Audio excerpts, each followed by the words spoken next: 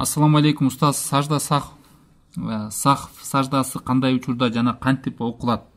Жана намазда кандай учурда башынан толук окууга туура келип калышы мүмкүн дейт. Сажда сахв эми бул узунураак тема, бир кыскача кылып айта кетейин.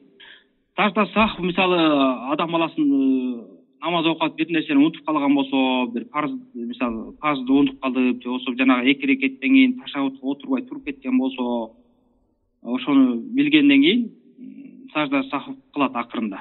Же болбосо мисалы бир рүкүндү намаздын парзын унутуп кетип деп болуп, бир мисалы 2 рекетти окуп атып бир сажда кылбай туруп кетти. Ошол момент эмне кылыш керек? Ошо адам баласы жанагы эгерде туруп кийинки 3 рекетти окуп кеткен болсо, анда жанагы 2 рекетти жараксыз болот, кийинки 3-сү 2 болот дагы, анан 2 3 4 кылып толуктап туруп акырында сажда кылып бүтүрөт.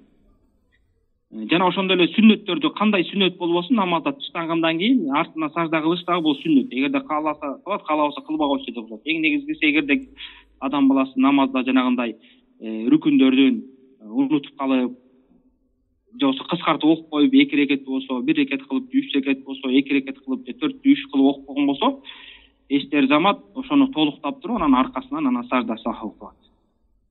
Же болбосо шектенип калган болсо адам баласы 3 жолу окудум же 4 жолу окудум деп калат да. Анан ошондо шектин 2 түрү бар. Мисалы, көңүлү кайсы жакка оогуп аткан болсо, ошону карманат. Бул бир түрү. Анан аркасынан сажда сахв кылат.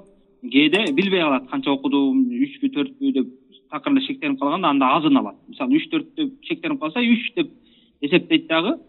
Ана 4-сүн окуп туруп, анан сажда сахв кылат. Эгерде мисалы 2 3тү окуп, көңүлү кайсы жагына тартканын билбей калган болсо, такыр эле унутуп калган болсо, анда 2 деп эсептейт дагы, 2 3 4 кылып окуп туруп, андан кийин анан аркасынан сажда сахв кылып коет.